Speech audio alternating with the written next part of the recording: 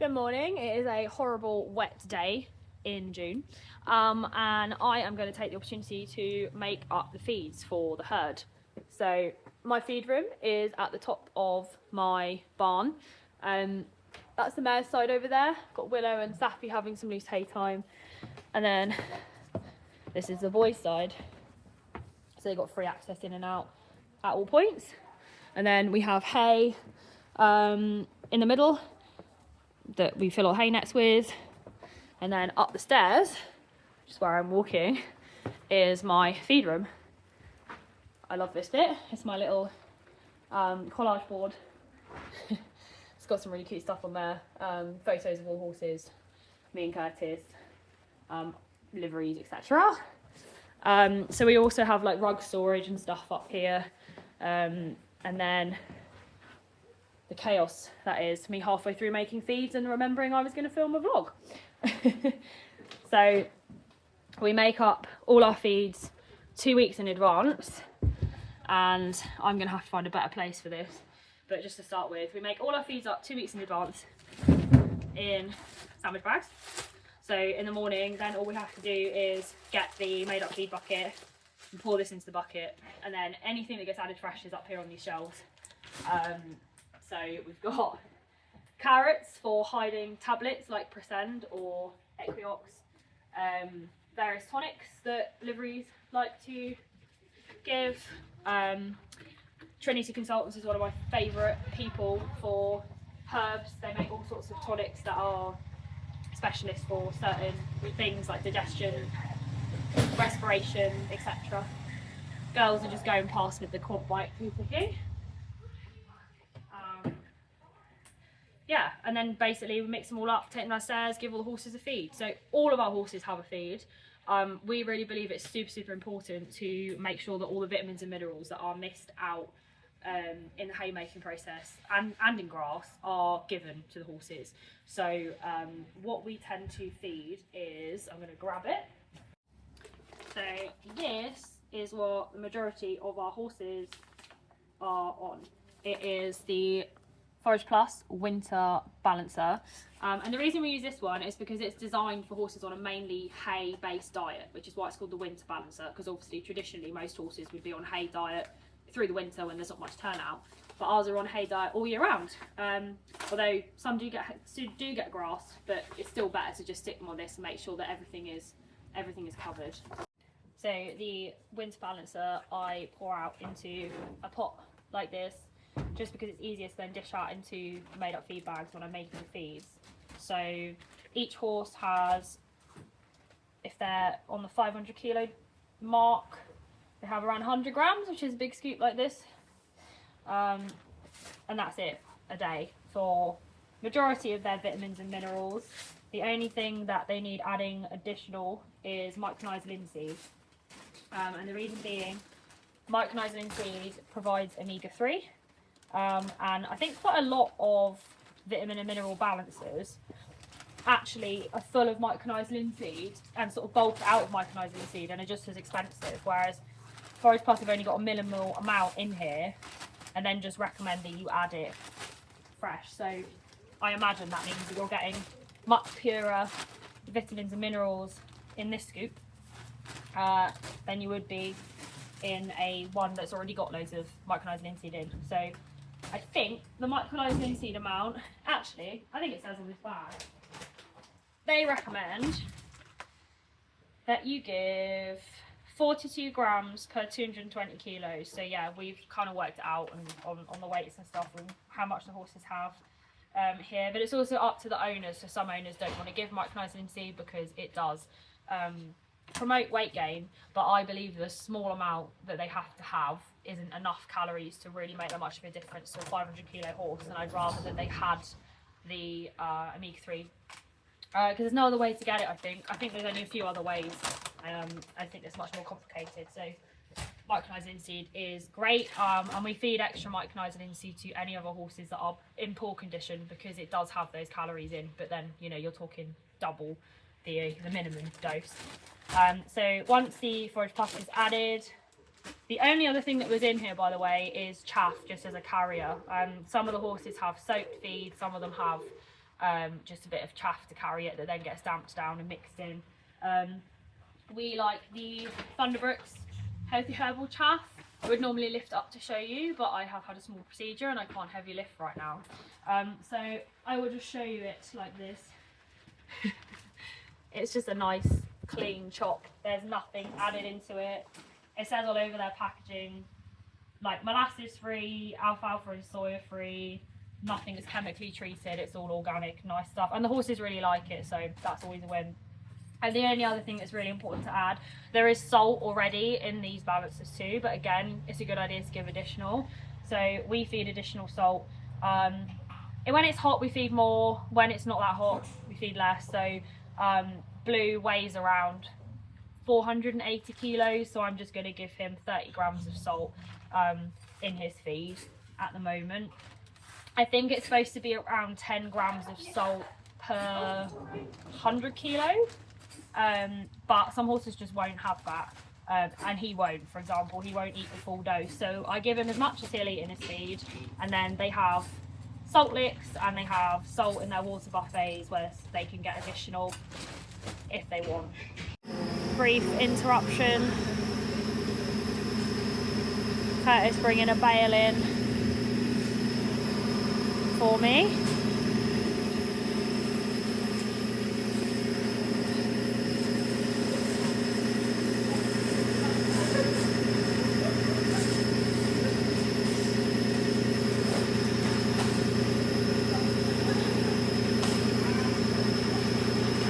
We've got quite a lot of hay still needs using up, but we're heading off for a short break for a couple of nights and don't want them to run out, so bringing in an extra bale. This is quite cool.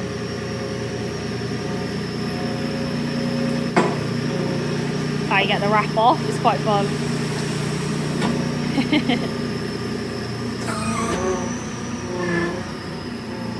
And the girls are just finishing the yard work this morning, which I normally do, but I'm off at the minute. Look at it go. Thank you. Give us a wave. Thank you. Got another cute interruption. Blue's just come in for a drink and sampling some of the water buffets that I think Flynn's just about to top up. We've got magnesium, salt water, apple cider vinegar water, fresh water, salt lick, and I think that is a sodium bicarb, and then we've got loose salt up there as well for when it's hot. I will do a proper video about the water buffets and their stuff at a later date. I thought it's worth saying that Forageplus do have a summer version of their balancer if your horse does have grass, so it will just have slightly altered vitamins and minerals. And they also do a young horse version. They actually do loads and loads of versions. They do like ones tailored to hoof and skin health, they do ones tailored to certain horses, they do own individualised plans as well based off your forage. And this is the young horse balancer, so Arrow and Shirley are on this and will be on it until they're 6, and it's just got additional vitamins and minerals that they need while they're growing to support them, and then once they're older they can go on to the normal winter balancer as well.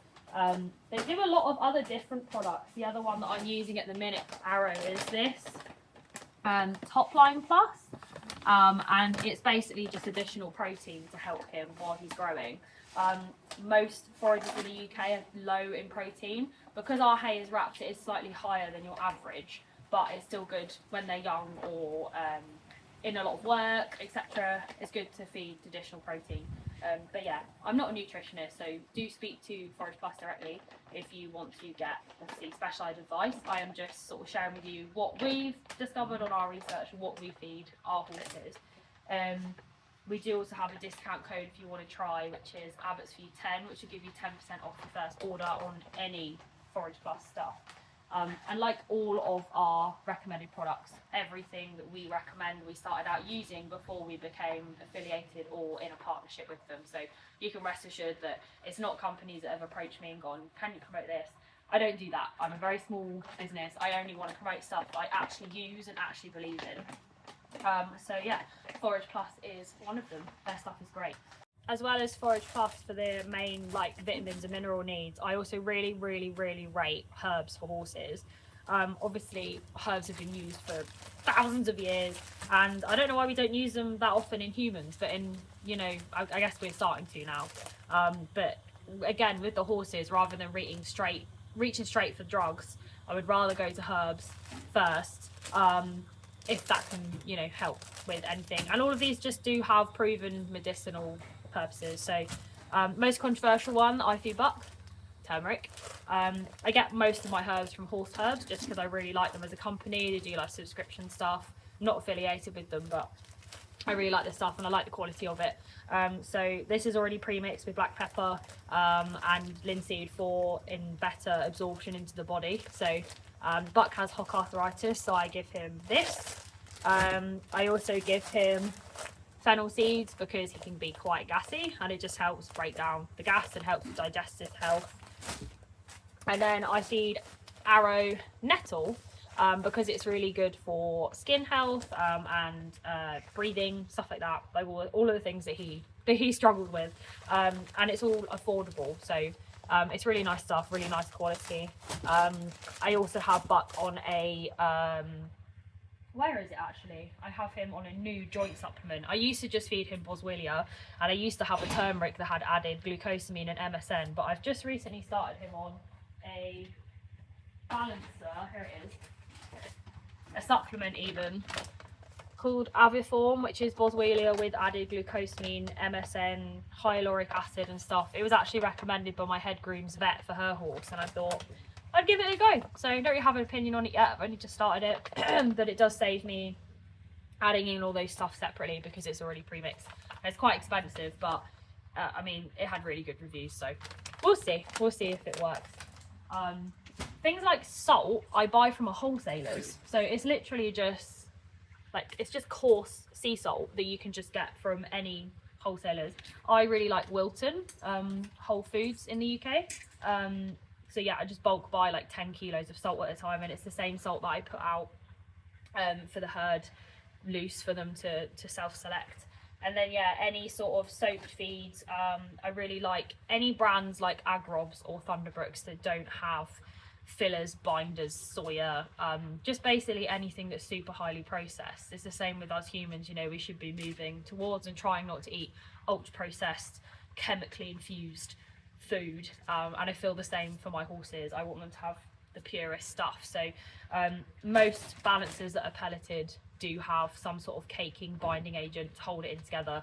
It's not purified minerals, and you have to feed like a lot of it to get the same level of vitamins and minerals. I don't even think it is the same. I don't think it's enough in a lot of them for the research that I've done, whereas like that one scoop of Forageplus will give you all that you need, and it's a powder. It's literally a powder. Can't tip it, I don't want it to fall everywhere. But that level scoop is 100 grams, and you just damp it down in chaff or hide it in a soaked feed, and yeah, they'll eat it. The key to getting horses to eat it that haven't eaten it before is start little and often. So add a sprinkle at a time over a day. Obviously just suddenly having a big wad of powder added in your food is going to be like, oh, what's that? So always introduce it slowly, and I've never had a horse reject it. We'll feed like some sort of soaked meadow nuts if we need to. We like the Thunderbrooks ones. If we have horses that are fussy and we want to hide it in there, that works really well. Or the Agrobs mashes are really nice. And it's also worth saying that I don't dictate what the horses are fed here to my liveries. I give them recommendations on what I feed and what I do, and I buy the Forageplus in bulk and divide it between everyone, so it's totally up to them if they want to add on to that, but if they don't, it's totally up to them. I will only kind of step in and say I think we need to assess something different if they turn up with some sort of pelleted balancer that I can just tell is full of rubbish, because I just know that the horse is not going to be getting the right vitamins and minerals, and I don't want that to reflect badly. Because, you know, I don't want anybody to think that the horse isn't thriving here due to any other reason than it's if they're not on the right vitamins and minerals. I mean, mineral and vitamin deficiencies can cause all sorts of problems from hoof to skin health, so we've got to be really on it. There's so much research into nutrition nowadays, and I do think that a lot of the time we do get you know, scaremongered into buying stuff that we don't need. So just sticking to a correct vitamin and mineral balancer, some sort of carrier, salt, omega-3 in micronized linseed, however way you want to do it, and then anything else that you want to add in, like supportive supplements like I do, you can add those in, and if you don't want to add them in, you don't have to. It really doesn't have to be complicated, and I just know that our horses are covered for anything that they might be missing. I'm hoping this year to get our hay, when we get our next lot of hay analysed, to have a bespoke plan made so we can really cover like individual basis. But if you can't do that, the winter and summer balancers are perfect for just general all round. It's based off of analysis of majority of hay and forage in the UK, and they've worked out the UK national averages that are lower in certain vitamins and minerals, and that's how they've made their balances. So you know that you're always going to be getting a good baseline. Another superfood that I do feed to all of my horses is spirulina. I know lots of people take this themselves now. It's a blue-green algae, I think, but it has incredible properties for lung health, skin health, digestive health, horses with metabolic conditions, etc. I think like the list is endless on the sort of stuff that it can help with. So I just think, why not? But I do add this fresh into the feeds in the morning, which is why it's in a little pot on the side, because it is so, I mean, look at that pot. It stains everything, including your clothes, your fingers, your horse's nose. So my horses are both white. Well, Safi has a black nose, but 2 of my horses have pink, white noses. And when they have the spirulina in the morning, their faces just go green, and then they come over and try and give me a kiss, and I get a green face. So yeah, it gets added fresh because it would just ruin the sandwich bags otherwise. I feel like I didn't talk enough about Trinity consultants earlier. I discovered Trinity through one of my liveries years ago. My horse Buck had a blood test and his liver enzymes were slightly up, and the vets recommended me that I gave him a blood tonic. But when I looked into it, it was full of binders and fillers and stuff. And one of my liveries recommended Trinity Consultants L94. Don't know if you could just hear Shirley neighing in the background. L94 is a liver and like kidney detox, and it's a 10-day course. It's all herbal, and I gave it to Buck twice a day for 10 days and redid his bloods, and his liver enzymes were back to normal. So it definitely works.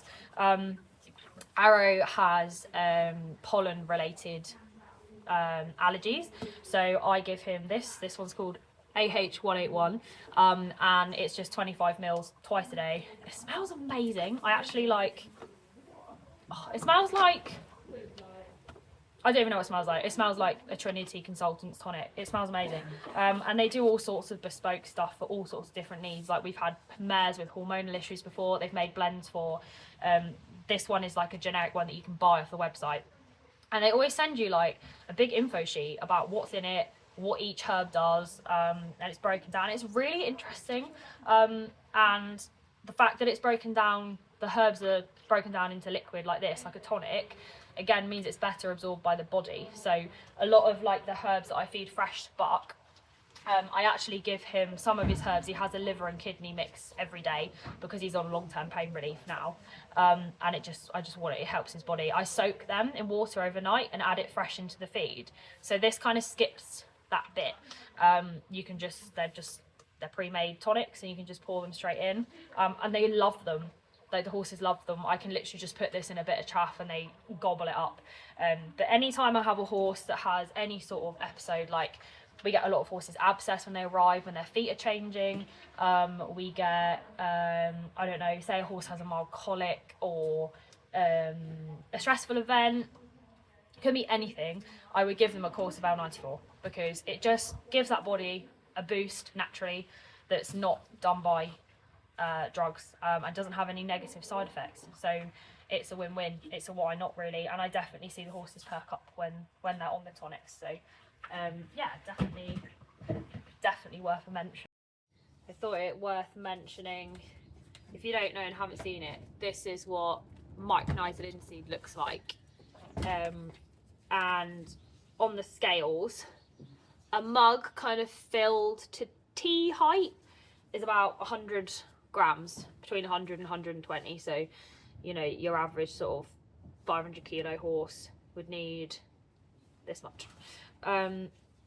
It's just a much easier way of measuring it, because it's like just easy to get it to that point to add it into the bag. So yeah, I think it's also really important to say, I really believe in nutrition for horses. I think it's extremely important. I think there is so much more research nowadays into all of this that we didn't used to have. And I know people say, oh, well, back in my day, you know, you just gave them a handful of pony nuts and they lived off the land. But we could say the same for people. You know, our nutrition has come on so much since, well, since, I don't know, since even I was born. I'm not that old, I'm only 31, that sounded really like but yeah, it's come on so much, and I don't think we can ignore it. And I know that there are quite a lot of big voices in the horse world at the minute who especially in my track world, who adamantly believe that laminitis is caused by a trim, and it can be caused by a trim, but it can also be caused by diet, which we've known for a long time.